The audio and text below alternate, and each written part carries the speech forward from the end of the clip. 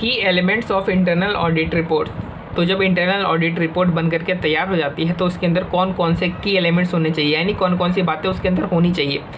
तो सबसे पहला है overview of objective, scope and approach, यानी ऑब्जेक्टिव क्या था इंटरनल ऑडिट का, इंटरनल ऑडिट का स्कोप क्या है, हमने कौन सी अप्रोच हमने रखी है, इसका एक ओवरव्यू होना चाहिए इंटरनल ऑडिट रिपोर्ट के अंदर। फिर कि ये बताया जाना चाहिए इंटरनल ऑडिट रिपोर्ट के अंदर कि जो इंटरनल ऑडिट है वो as per standards of internal audit he conduct करी गई है।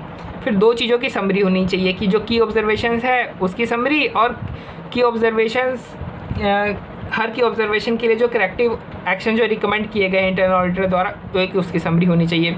फिर इन जो की ऑब्जर्वेशन है इससे अगर कोई एश्योरेंस ड्राइव होता है तो उस एश्योरेंस का नेचर भी बताया जाना चाहिए। तो ये सारे हमने पॉइंट्स देखे। अब इन सभी पॉइंट्स को याद रखने के लिए एक स्टोरी देख लेते हैं कि सभी internal auditor internal audit report के स्कोप को बढ़ाने के ऑब्जेक्टिव से आईसीएआई के बाहर प्रोटेस्ट करने लगे। आईसीएआई ने उनसे उनकी डिमांड यानी की ऑब्जर्वेशंस की एक लिस्ट मांगी और एश्योरेंस दिया कि वो स्टैंडर्ड्स ऑफ इंटरनल ऑडिट को लेकर करेक्टिव एक्शन जरूर लेंगे। देखो इस स्टोरी में भी जो आईसीएआई है वो क्या कर रहा है, सिर्फ एश्योरेंस दे रहा है, कोई करेक्टिव एक्शन लेता नहीं। इसने बोला है कि वो एसआई को लेकर करेक्टिव एक्शन लेगा लेकिन कुछ लेने वाला है नहीं है।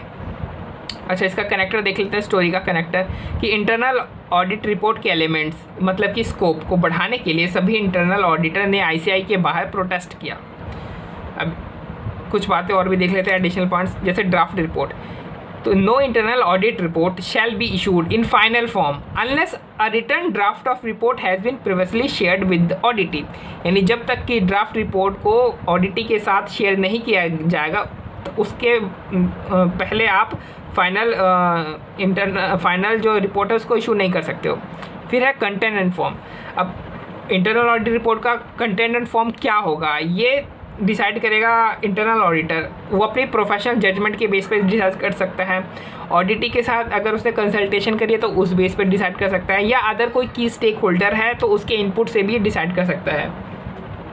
फिर आता है टाइम एंड फ्रेम। तो जो इंटरनल ऑडिट रिपोर्ट है उसे within the reasonable time frame ही क्या इशू कर देना चाहिए।